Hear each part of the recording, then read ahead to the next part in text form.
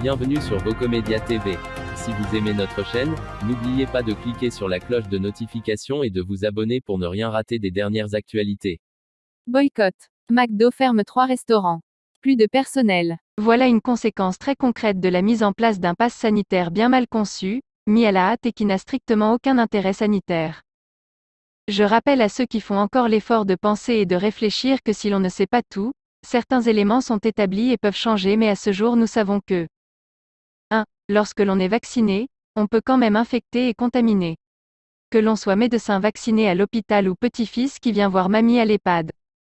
2. Le pass sanitaire a pour conséquence de mélanger des vaccinés non testés et non masqués avec des non vaccinés testés du jour ou de la veille et négatifs au Covid, ce qui revient à dire que le pass sanitaire est un véritable permis d'infecter les non vaccinés, ce qui est d'une grande perversité ou d'une immense incompétence politique. Au choix. 3. Il n'y a aucun intérêt à vacciner les plus jeunes pour soi-disant protéger les vieux puisque les jeunes ne risquent, presque, rien, et qu'ils peuvent quand même infecter les anciens. Conclusion. Le seul pass sanitaire qui aurait un sens serait un pass sanitaire uniquement basé sur l'immunité naturelle. J'ai déjà été infecté par le Covid et donc je suis immunisé, ou sur le test systématique de tous. Le reste c'est de l'escroquerie aussi bien médicale que politique car cela ne peut pas marcher. Enfin, les vaccinés peuvent aussi faire des formes graves et être hospitalisés surtout lorsqu'ils ont plus de 65 ans, ce que démontre de façon dramatique l'exemple israélien. Donc lorsque je vois les jeunes fuir McDo qui est obligé de fermer ses portes, je me dis qu'il faut peut-être en passer par là pour que ce pays puisse commencer à réfléchir à nouveau, à penser, à faire de la science, sans panique, sans peur et à débattre, car évidemment il y a plein d'alternatives. Faute d'employés, McDonald's ferme les salles de 3 restaurants dans le Morbihan. Les restaurants McDonald's de Vannes, Séné et Auray, Morbihan, n'accueillent plus les clients en salle mais uniquement en drive. Il leur manque 120 salariés pour fonctionner normalement. L'obligation du pass sanitaire serait l'une des causes. C'est la première fois qu'on est contraint de fermer nos salles faute d'employés.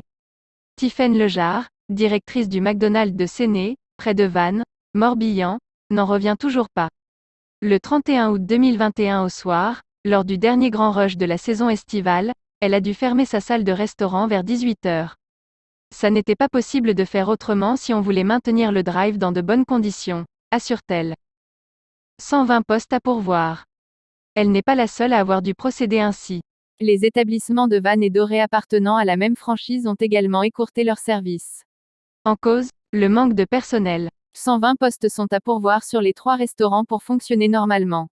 Rien qu'à Séné, on recherche une trentaine de salariés. On propose des contrats de 10 heures à 104 heures voire plus.